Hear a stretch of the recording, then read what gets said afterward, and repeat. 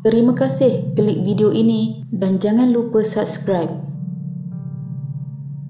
Bagi pelancong, Malaysia bukan sahaja terkenal dengan pemandangan tempat yang indah tetapi juga dikenali secara misteri dengan banyak rahsia legenda rumah berhantu. Salah satunya Rumah Agam 99 Pintu yang terletak di Nibong Tebal, Pulau Pinang. Ianya menarik kerana mempunyai pemandangan yang mengagumkan dan dalam masa yang sama menakutkan. Rumah Agam 99 Pintu itu dibina pada tahun 1840 dan pernah dimiliki oleh keluarga Ramsden, seorang ahli perniagaan British yang kaya. Keluarga itu kebanyakannya terlibat dalam hartanah tetapi juga terlibat dalam industri tebu, gula-gula getah dan kelapa sawit. Walaupun ia dipanggil 99 pintu, orang ramai mengira bilangan bingkai pintu dengan teliti dan bilangan maksimum pintu di rumah itu ialah hanya 66 sahaja. Penduduk tempatan mengatakan bahawa semasa Perang Dunia Kedua, tentera Jepun pernah menduduki rumah itu dan menggunakannya sebagai pusat arahan. Ada juga kabar angin mengatakan bahawa di sinilah tempat tentera Jepun membunuh musuh. Pada tahun 1948,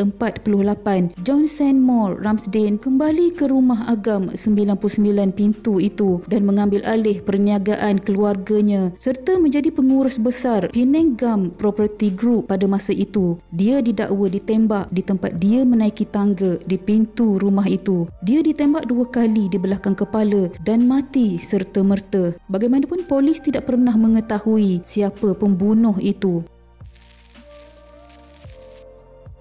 John Seymour Ramsden dilahirkan di London pada tahun 1902 dan menurut kepada tulisan peringatan di kuburnya, dia dibunuh oleh seseorang yang tidak dikenali pada 8 Jun 1948. Peringatan itu juga mencatatkan bahawa beliau berkhidmat dalam perang pada tahun 1939 sehingga 1945 di dalam tentera udara diraja British, kemudian di dalam tentera laut diraja British, menjadi peronda Atlantik Utara dan selepas itu di Pasifik. Semasa penyerahan diri Jepun, dia menjadi Lieutenant Sukarelawan Tentera Laut Diraja Simpanan di atas sebuah kapal induk British. John Seymour Ramsden berkahwin dengan anak perempuan seorang ahli politik konservatif British pada tahun 1935 dan mempunyai seorang anak perempuan yang dilahirkan pada tahun 1938.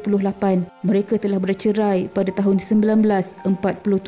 John Seymour Ramsden telah berada di Tanah Melayu sejak 1945 dan telah pulang dari rumah bercuti 3 bulan sebelum pembunuhannya. Ramsden ialah pengarah urusan kumpulan ladang getah Pulau Pinang dan pembunuhannya pada Jun 1948 berlaku semasa tempoh politik yang semakin meningkat keganasan di ladang getah dan di Lombong Bejik Timah yang membawa hampir seminggu kemudian kepada pengisytiharan darurat selepas pembunuhan 3 orang pengusaha ladang berbangsa British di Sungai Siput pada 16 Jun 1948. Akhbar awal melaporkan bagaimanapun menolak motif politik dalam pembunuhan Ramsden. The Straits Times menyatakan ini secara terang dalam perenggan pembukaan artikelnya pada 10 Jun. Artikel itu melaporkan bahawa dia ditembak 2 kali di belakang kepala semasa dia naik ke tingkat atas di banglonya. Ramsden telah dibunuh hampir serta-merta. Menurut akhbar itu, senjata digunakan adalah pistol milik seorang Melayu, MB bin Ismail, yang menyimpannya di banglo Ramsden dan dia telah melaporkan kehilangan pistol itu kepada polis pada malam pembunuhan. Manakala ketua polis ketika itu dilaporkan berkata tidak ada masalah buruh di ladang. 6 orang Melayu dan Jawa telah ditahan untuk disoal siasat. Dalam edisi 11 Jun, The Straits Times melaporkan bahawa akhbar London telah membuka muka depan penembakan pewaris Sir John Ramsden, baronet terkaya di England. Seminggu kemudian, menurut kepada The Straits Times, pada 17 Jun, Setiausaha Kolonial menjawab soalan di Dewan Rakyat mengenai keadaan di Tanah Melayu diikuti pengisytiharan darurat oleh Pesuruhjaya Tinggi Tuan Edward. Pembunuhan Ramsden dibangkitkan dalam Dewan Pertuanan. Ditanya sama ada kerajaan British boleh membuat kenyataan penuh tentang pembunuhan Ramsden, Lord Ristowel, Menteri Negara bagi Tanah Jajahan, berkata bahawa pihaknya telah meminta laporan penuh mengenai insiden itu tetapi masih belum menerimanya. Tambahnya, laporan laporan awal daripada Pesuruhjaya Tinggi telah menyatakan bahawa polis adalah berpuas hati bahawa pembunuhan itu sama sekali tidak berkaitan dengan gelombang jenayah berinspirasikan politik di tanah Melayu ketika itu.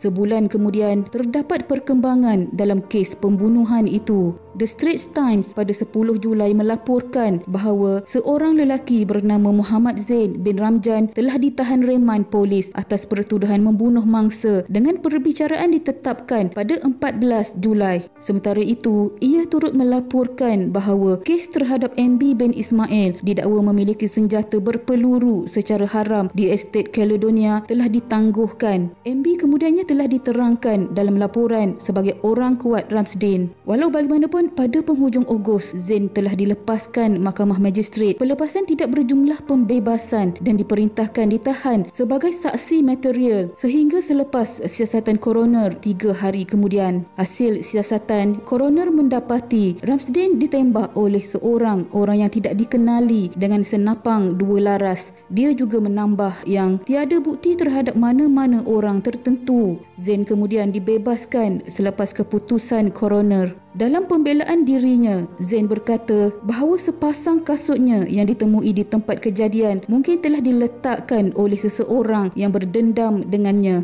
Dia menafikan dia telah membunuh Ramsden dan berkata dia tidak tahu sesiapa yang mempunyai dendam terhadap Ramsden dan telah menembaknya. Dalam perbicaraan itu, yang menariknya adalah Magistrate dan Koroner adalah orang yang sama, Encik Teh Hui Su. 2 minggu kemudian, MB bin Ismail dijatuhkan hukuman 3 bulan kerana memiliki senjata api secara haram walaupun peguam belanya berhujah yang senjata itu telah diberikan oleh Ramsden kepadanya. Hukumannya berkuat kuasa dari tarikh hari dia ditangkap. Dengan tamatnya prosiding undang-undang, meninggalkan misteri yang tidak dapat diselesaikan tentang siapa yang telah membunuh John Seymour Ramsden dan mengapa dia dibunuh.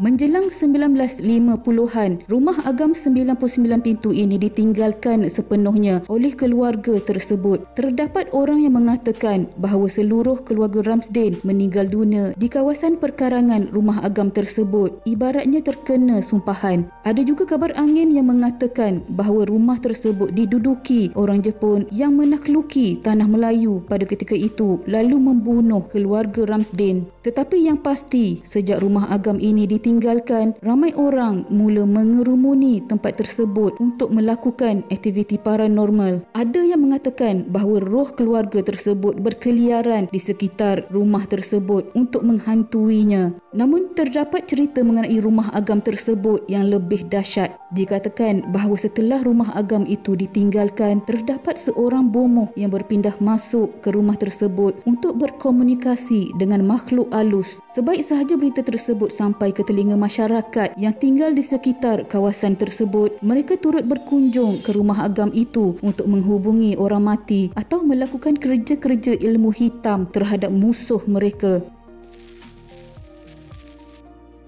Pada hari ini, rumah agam yang pada suatu ketika pernah tersergam megah itu kini tidak lagi berpenghuni. Ada yang mengatakan bahawa ketika jam berdetik pukul 12 malam, pintu ke-100 yang tersembunyi di dalam rumah tersebut akan muncul dan terbuka dengan sendiri. Selain itu, terdapat juga cerita daripada saksi dan sumber yang pernah melakukan aktiviti paranormal di rumah tersebut. Kata mereka pernah terdengar suara yang berbunyi seolah-olah gendang ritual dipukul di sekitar kawasan rumah tersebut, dicakar oleh makhluk yang tidak kelihatan, jeritan dan banyak lagi. Tidak ketinggalan, ada juga yang berkongsi bahawa mereka pernah terdengar suara tapak kaki berlari menaiki tangga rumah tersebut yang kosong.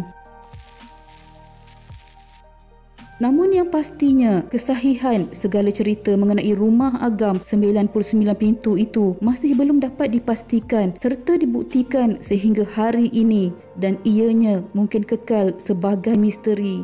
Sekian.